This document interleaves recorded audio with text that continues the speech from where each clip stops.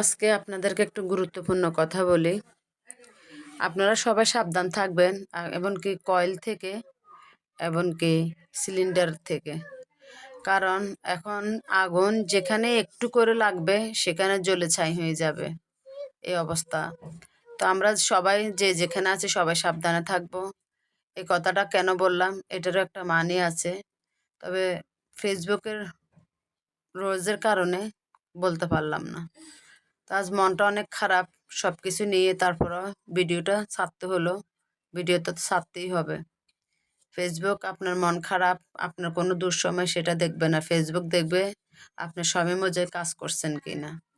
তো সবাইকে আসসালামু আলাইকুম। সবাই কেমন আছেন? জানি আলহামদুলিল্লাহ ভালো আছেন। আমিও মোটামুটি ভালো আছি, এত ভালো নাই। তো এই যে আজকে মা দেশ থেকে মুরগ দিছে আমার হাজবেন্ডের জন্য। এটা রান্না করলাম, নতুন আলু দিয়ে একটু ঝোল করলাম, একটু পুঁইশাক ভাজি করলাম।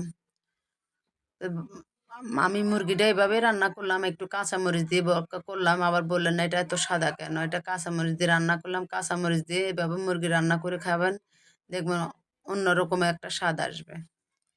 কথা বলতে ইচ্ছে করতেছে না, তারপরেও কথা বলতে হচ্ছে, কারণ ভিডিও তো ছাড়তেই হবে। তো আমার রান্নাটা শেষের দিকে, রান্নার কালারটা অনেক সুন্দর আসছে মাশাআল্লাহ। যেমন কালার সুন্দর আসছে এমন রান্নাটা মজা হয়েছে। ওকে, আল্লাহ হাফেজ, সবাই ভালো থাকবেন।